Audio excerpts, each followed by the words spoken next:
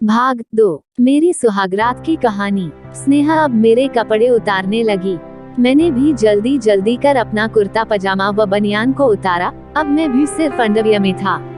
मैंने स्नेहा को अपनी बाहों में लिया और उसके होंठों को अपने होंठों से दबाया। पहले निचले फिर ऊपर के होंठ को जी भरकर चूसा। इसके बाद जीभ से उसकी जीभ को छेड़ा। काफी देर तक ऐसा करने के बाद अब मैंने उसकी ब्रा का हुक खोलकर ब्रा को पलंग पर फेंका।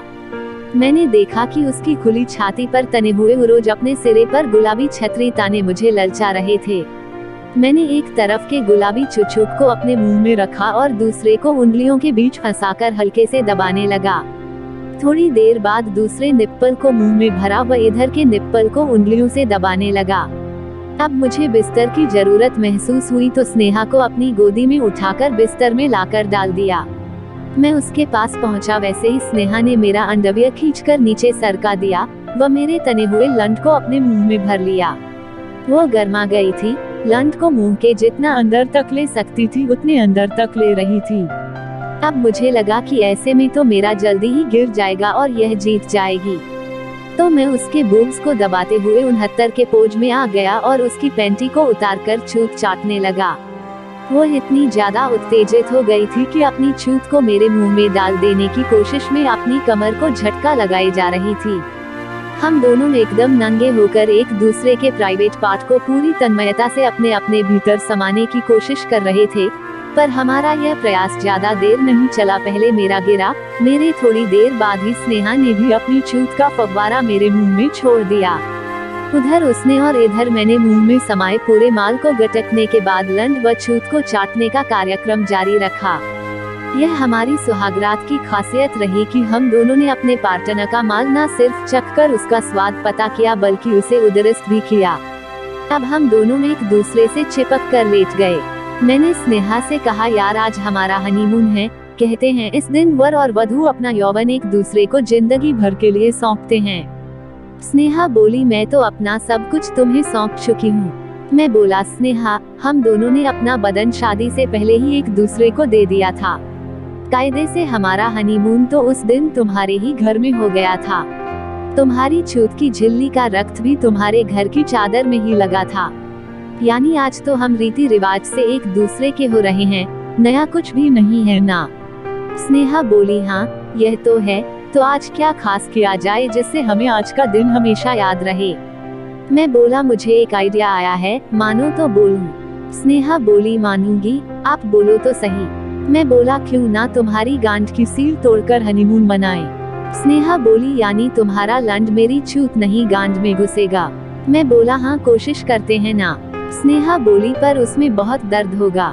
मैं बोला, देखो जैसे छूत में पहली बार लंड जाने से दर्द होता है ना, सो गांठ में भी पहली बार लंड जाएगा, तब दर्द तो होगा पर बाद में बहुत मजा आएगा। गांठ में भी लौड़ा लेने की इच्छा होगी। स्नेहा बोली, वो तो ठीक है, पर यदि दर्द ज्यादा हुआ तो आप अपना लंड बाहर निकाल लीजिएगा प्लीज। मैं बोला, एकदम निश्चिंत रहो स्नेहा, जब तुम दर्द को सहन न कर पाओ तो मुझे कह देना, मैं तुरंत अपने लंड को बाहर निकाल लूंगा। इस प्रकार हमने अपनी सुहागरात में गांठ के दरवाजे खोलने का निर्णय लिया। यह नया प्रयोग था। मैंने भी अभी तक किसी की गांठ नहीं मारी थी, पर गांठ मारते समय होने वाले दर्द के बारे में सुना जरूर था। मैं ड्रेसिंग टेबल से क्रीम और तेल उठा कर लाया। मैंने कहानी की शुरुआत में ही स्नेहा की उभरी हुई गांठ के बारे में बताया था। लड़की चोदने को मिले तो हर कोई स्वाभाविक रूप से उसकी छूत ही चोदता है। मैंने भी यही किया, पर शादी के बाद तो इसे जिंदगी भर चोद सकूंगा। सो अब मेरी नजर स्नेहा की गांठ पर थी। उसके पास पहुंचकर मैंने कहा, तुम मेरे लोड़े पर यह तेल व क्रीम लगाना और मैं तुम्हारी गांठ में यह लगाकर बढ़िया मालिश कर देता हूँ। मैंने पहले उसे घुटने टेक कर कूल्हे ऊपर करने कहा। उसने वैसा ही किया। मैंने पहले उसके कुल्हों और गांठ के पास तेल लगाकर अच्छे से मालिश की। इस दौरान छेद के अंदर भी उंगली डालकर लंड जाने का रास्ता बनाया। फिर गांठ में क्रीम लगाकर उसे और चिकना किया। इस प्रकार स्नेहा की गांठ अब चुदने को तैयार थी। गांठ से मेरा हाथ हटते ही स्नेहा मेरे लोड़े के पास आई और उस पर तेल डालकर खूब मालिश की। तेल के बाद उसने भी लंड के सुपारे पर खूब क्रीम लगाई। मेरा लंड भी अब उसकी गांठ में जाने तैयार था। अब मैं भी घुटने के बल ही उसकी गांठ के पीछे आया और अपने लंठ को उसकी गांठ के छेद पर रखा और लंठ को धक्का दिया। सुहागरात की छुड़ाई ढूंढी बाबा से मैं और मेरी भाभी चुद गई। लंठ का सुपारा थोड़ा सा अंदर हुआ। लंठ अंदर जाने से स्नेहा पलंग पर उल्टा ही पूरा लेट गई और बोली, दर्द हो रहा है, बाहर निकालो। पर मैं जानता था कि अभी छोड़ दिया तो फिर नहीं करने देगी, तो मैंने थोड़ा और भीतर घुसा दिया। अब स्नेहा की कराह व लोड़ा बाहर निकालो की आवाज और तेज हो गई।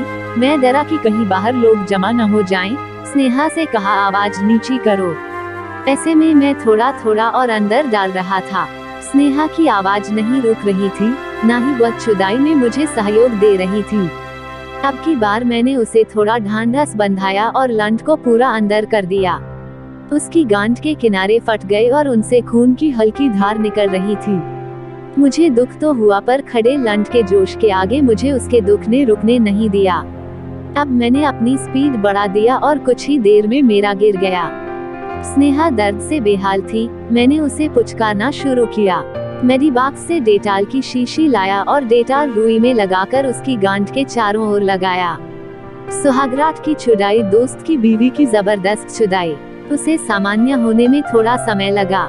चादर में उसके खून के अलावा थोड़ी गंदगी भी गिर गई थी, सो इस चादर को उसने निकालकर पलंग के नीचे ही डाल दी। पलंग पर दूसरी चादर डालकर हम लोग अब लेट गए। स्नेहा के दर्द को कम करने के लिए मैंने उससे बात शुरू की और उसके बूब्स को सहलाने लगा। कुछ देर बाद वो ठीक हुई और हमने फिर छुदाई का दौर शुरू किया। इस बार मैंने उस पर प्यार की बरसात करते हुए अपने लंठ को उसकी छूत में डाला। अब तक सुबह के 5 बज गए थे। हम दोनों एक दूसरे की बाहों में आबद हो सो गए। तो प्यारे पाठकों, यह थी हमारी सुहागरात की बात। हम दोनों इस रात की बात आज भी करते हैं। हमारी सुहागरात जिसने हमें बहुत खुशी दी, उसकी मुख्य बात यह रही कि किसी भी औरत के शरीर में 3 छेद रहते हैं, मुंह, चूत और गांड, और स्नेहा ने सुहागरात में अपने इन तीनों छेदों में मेरा लंठ डलवाया। मस्त और सेक्सी कामुक कहानियां।